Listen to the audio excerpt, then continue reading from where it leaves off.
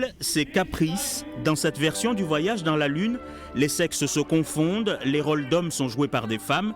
Ce fils du roi n'a qu'une idée en tête, rejoindre la Lune, car dans son royaume, nul n'est impossible.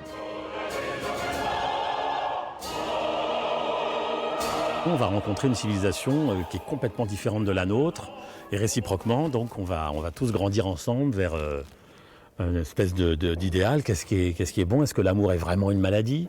Est-ce que c'est si dangereux que ça? Non, voilà, ça pose des tas de questions. Mathieu Lécroire est hilarant dans le rôle du roi Vlan. Les névroses et les désirs de son fils sont des ordres. Il est un père aimant. Tout le progrès technique sera mis au service de Caprice. Coup de théâtre, sur la Lune, ils apportent un mal étrange, le virus de l'amour.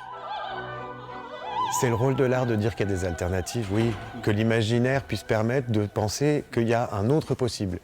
Alors après, ça peut être un autre possible très rocambolesque, très surréaliste, très inventé, mais ça permet au moins, oui, l'art permet de se dire, ah ben oui, c'est pas forcément toujours comme ça et pour toujours comme ça. Est-ce que l'amour entre Caprice et Fantasia va ramener la paix sur Terre? Pour le savoir, Voyage dans la Lune est visible à l'Opéra de Limoges le 11 mars à 20h et le 13 mars à 15h.